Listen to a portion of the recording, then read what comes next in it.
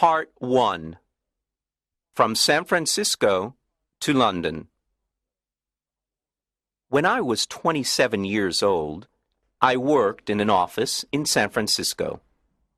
I did my job well, and my future was promising. I was alone in the world, and I was happy. On Saturday afternoons, I didn't work. I sailed my little sailboat on San Francisco Bay. One Saturday afternoon, I sailed out too far. The strong afternoon wind pushed my sailboat out of the bay and into the Pacific Ocean. That night, when I had lost all hope, a small British brig saw me and took me on board. The brig was sailing to London. The voyage was long and stormy. I worked as a sailor to pay for my trip. When I arrived in London, my clothes were old and dirty.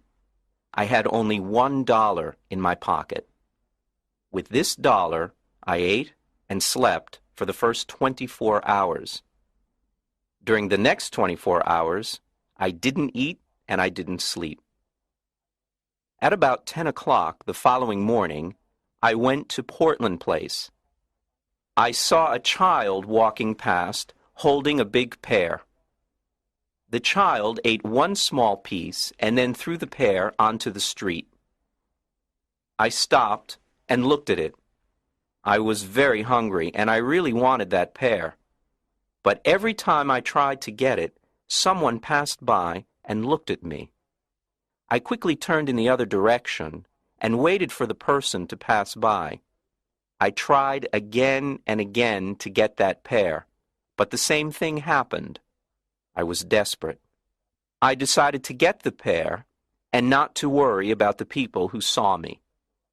At that moment, a gentleman opened a window behind me and said, "Come in here, please." A well-dressed servant opened the door. He took me to a beautiful room. Here, two old gentlemen were sitting and discussing something important. Their breakfast was still on the table. I was very hungry, and I stared at their breakfast. I want to tell the reader that the two gentlemen had made a bet several days before. I knew nothing about the bet until later. Let me tell you what happened. Part 2. An unusual bet. The two old gentlemen were brothers. For several days they argued about a very strange subject. They decided to end their argument with a bet, as the English usually do. The following was the subject of the bet. The Bank of England issued 2 banknotes of £1 million each for a public transaction with a foreign country. England used one banknote, and the other remained in the bank. At this point, Brother A said to Brother B, "If an honest and intelligent stranger arrives in London without a friend and without money, except for the £1 million banknote, he will starve to death." Brother B answered, No, I don't agree. Brother A said, "If he goes to the bank or anywhere else to change this big note, the police will put him in prison. Everyone will think he stole it." They continued arguing for days, until Brother B said, I'll bet £20,000 that the stranger will live for 30 days with the banknote and not go to prison. Brother A accepted the bet. He went to the bank and bought the £1 million banknote. After, he returned home and prepared a letter. Then the two brothers sat by the window and waited for the right man for the bet. They saw a lot of honest faces go by, but they were not intelligent enough. Several faces were intelligent, but they were not honest. A lot of faces were honest and intelligent, but they were not poor enough. Other faces were honest, intelligent, and poor, but they were not strangers. When they saw me from the window, they thought I was the right man. They asked me questions, and soon they knew my story. Finally, they told me I was the right man for the bet. I asked them to explain the bet. One of the gentlemen gave me an envelope. I wanted to open it, but he said, No, don't open it now. Wait until you are in your hotel room. Then read it very carefully. I was confused, and I wanted to discuss the subject with them, but they didn't. I felt hurt because I was the subject of a joke. When I left their house, I looked for the pair on the street. It was gone. I was quite angry with those two gentlemen. Far from their house, I opened the envelope. I saw that there was money inside. I didn't stop to read their letter. I ran to the nearest eating place. I ate and ate and ate. At last, I took out the envelope with the money to pay for my meal. I looked at the banknote and almost fainted. It was a banknote worth $5 million. I was speechless. I stared at the banknote. The two gentlemen had made a big mistake. They probably wanted to give me a 1-pound banknote. I saw the owner of the eating place staring at the banknote too. We were both surprised. I did not know what to do or say, so I simply gave him the note and said, "Give me the change, please." The owner apologized 1,000 times. I'm very sorry, but I can't change this banknote, sir. "I don't have any other money. Please, change this note," the owner then said. You can pay for this food whenever you want, sir. I understand that you are a very rich gentleman. You like playing jokes on people by dressing like a poor man. You can come here and eat all you want, whenever you want. You can pay me when you want. Part 3. The Letter. When I left the eating place, I hurried to the house of the two gentlemen. I wanted to correct the mistake they had made. I was very nervous. When I arrived, the same servant opened the door. I asked for the two gentlemen. They are gone. The servant said. Gone? Gone where? Oh, on a journey. But where did they go? To the continent, I think. The continent? Yes, sir. When will they return? In a month. A month? Oh, this is awful. How can I talk to them? It's extremely important. I can't help you. I don't know where they are, sir. Then I must see a member of the family. All the family are away. They're in Egypt and India, I think. Before leaving, the two gentlemen made an enormous mistake. They will certainly return home tonight. Tell them that I came here to correct the mistake. I'll return tomorrow. I'll tell them if I see them, but I won't see them. Sir, you must not worry, because everything is all right. They will be here on time, and they will see you then. Goodbye. I was confused. My head was in a fog. I did not understand what the servant told me. The letter. I remembered the letter. This is what it said. You are an intelligent and honest man. You are also poor and a stranger. In this envelope you will find some money. It is yours only for 30 days. At the end of 30 days, return to this house. I have a bet on you. If I win this bet, you can have any job with any salary that you want. There were no signature, no address, no date on the letter. How strange.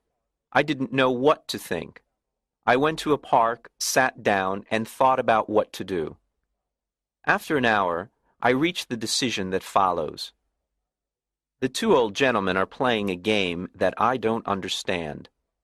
They are betting on me. But at that time, I didn't know anything about the details of the bet. If I go to the Bank of England to return the banknote, the bank will ask me lots of questions. If I tell the truth, no one will believe me. They will put me in an asylum. If I tell a lie, the police will put me in prison. I can't even give it to anyone because no honest person will want it. I can do only one thing. I must keep the bill for a whole month, and I must not lose it. If I help the old man to win his bet, he'll give me the job I want. The idea of an important job with a big salary made me happy. With this exciting idea in mind, I began walking down the streets of London. Part 4. At the tailor's. Every time I passed in front of a tailor's, I wanted to enter and buy some new clothes. But I had no money to pay for them. The £1 million banknote in my pocket was useless. I passed in front of the same tailor's 6 times. At last, I entered.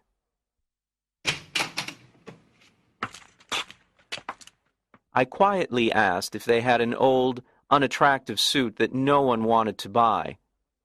The man I spoke to nodded his head, but he didn't speak. Then another man looked at me and nodded his head. I went to him, and he said, "One moment, please." After some time, he took me to a back room. He looked at several ugly suits that no one wanted. He chose the worst for me. I really wanted a suit, so I said nothing. It was time to pay. "Can you wait a few days for the money? I haven't got any small change with me." The man said, "Oh, you haven't? Well, I thought gentlemen like you carried large change." "My friend," I replied, "you can't judge a stranger by the clothes he wears. I can pay for this suit, but can you change a large banknote?" "Oh, of course we can change a large banknote," he said coldly. I gave him the banknote. He received it with a smile, a big smile that covered his face. When he read the banknote, his smile disappeared. The owner of the shop came over and asked me, What's the trouble? "There isn't any trouble. I'm waiting for my change." Come, give him his change, Todd, quickly. Todd answered. "It's easy to say, but look at the banknote." The owner looked at the banknote. Then he looked at my package with the ugly suit. Todd! He shouted. You're stupid! How can you sell this unattractive suit to a millionaire? Todd, you can't see the difference between a millionaire and a poor man. I apologize, sir. The owner continued. Please take off those things you are wearing and throw them in the fire. Put on this fine shirt and this handsome suit. It's perfect for you. Simple, but elegant. I told him I was very happy with the new suit. Oh, wait until you see what we can make for you in your size. Todd, bring a pen and a book. Let me measure your leg, your arm. I didn't have a moment to speak. The owner measured me. Then he ordered his tailors to make me morning suits, evening suits, shirts, coats, and other things. "But, my dear sir," I said, "I can order all these things only if you change my banknote, or if you can wait a while before I pay you." Wait a while? I'll wait forever. That's the word. Todd, send these things to the gentleman's address. Let the less important customers wait. "What's your address, sir?" "I'm changing my home. I'll come back and give you my new address," I replied. Quite right, sir, quite right. Let me show you to the door, sir. Good day, sir. Good day. Part 5. The Poor Millionaire. The impossible happened. I bought everything I wanted without money. I showed my banknote and asked for change, but every time the same thing happened. No one was able to change it. I bought all that I needed and all the luxuries that I wanted. I stayed at an expensive hotel in Hanover Square. I always had dinner at the hotel, but I preferred having breakfast at Harris's simple eating place. Harris's was the first place where I had a good meal with my £1 million note. That's where it all started. The news about me and my banknote was all over London. Harris's eating place became famous because I had breakfast there. Harris was happy with all his new customers. I lived like a rich, important man. I had money to spend. I lived in a dream. But often I said to myself, remember, This dream will end when the two men return to London. Everything will change. My story was in the newspapers. Everyone talked about the strange millionaire with the £1,000,000 note in his pocket. Punch magazine drew a funny picture of me on the front page. People talked about everything I did and about everything I said. They followed me in the streets. I kept my old clothes, and sometimes I wore them. It was fun when the shop owners thought I was poor. Then I showed them the banknote, and oh, how their faces changed. After 10 days in London, I went to visit the American ambassador. He was very happy to meet me. He invited me to a dinner party that evening. He told me that he knew my father from Yale University. He invited me to visit his home whenever I wanted. I was glad to have a new, important friend. I thought to myself, I'll need an important friend when the story of the £1,000,000 note and bet comes out. I want the reader to know that I plan to pay back all the shop owners who sold me things on credit. If I win the bet for the old gentleman, I thought, I will have an important job. With an important job, I will have a big salary. I planned to pay back everyone with my first year's salary. Part 6. The Dinner Party. There were 14 people at the dinner party. The Duke and Duchess of Shoreditch and their daughter, Lady Anne Grace Eleanor de Bohun, the Earl and Countess of Newgate, Viscount Cheapside, Lord and Lady Blatherskite, the ambassador, and his wife and daughter, and some other people. There was also a beautiful 22-year-old English girl named Portia Langham. I fell in love with her in 2 minutes, and she with me. After a while, the house servant presented another guest, Mr. Lloyd Hastings. When Mr. Hastings saw me, he said, I think I know you. Yes, you probably do. Are you the... Yes, I'm the strange millionaire with the £1,000,000 note in his pocket. Well, this is a surprise. I never thought you were the same Henry Adams from San Francisco. 6 months ago, you were working in the offices of Blake Hopkins in San Francisco. I remember clearly. You had a very small salary, and at night you helped me arrange the papers for the Gould and Curry Mining Company. Now you're a millionaire, a celebrity here in London. I can't believe it. How exciting. I can't believe it either, Lloyd. Just 3 months ago, we went to the Miners' Restaurant. No, it was the What Cheer restaurant. Right. It was the What Cheer. We went there at 2 o'clock in the morning. We had steak and coffee. That night, we worked for 6 long hours on the Gould and Curry Mining Company papers. Do you remember, Henry? I asked you to come to London with me. I wanted you to help me sell the Gould and Curry gold mine shares, but you refused. Of course I remember. I didn't want to leave my job in San Francisco.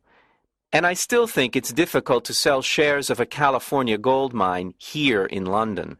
You were right, Henry. You were so right, It is impossible to sell these shares here in London.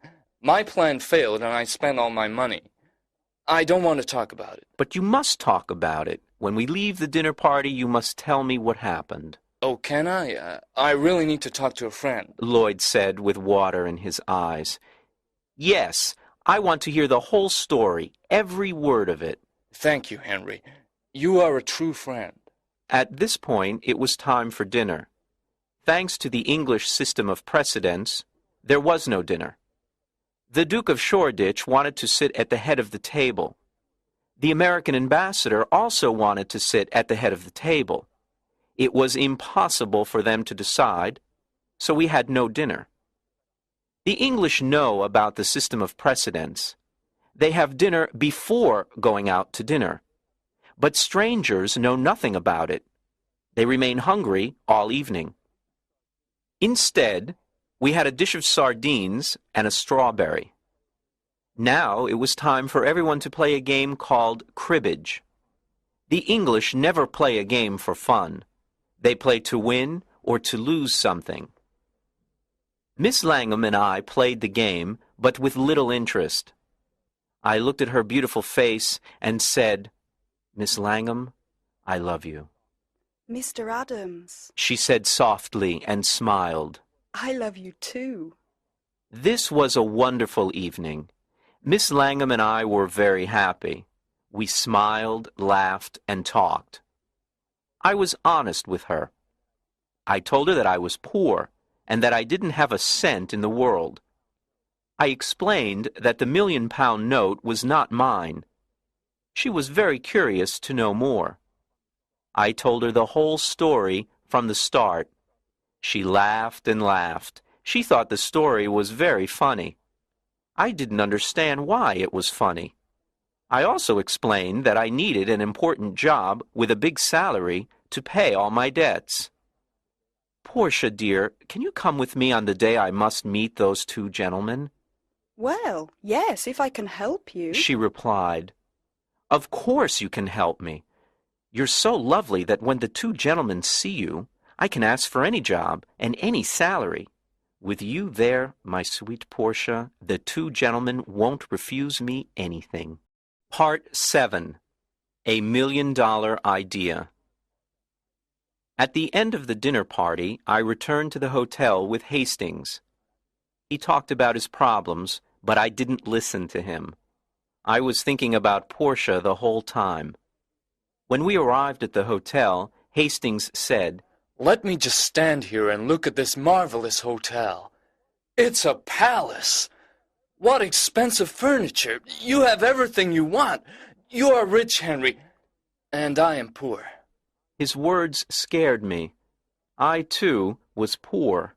I didn't have a cent in the world, and I had debts to pay. I needed to win the gentleman's bet.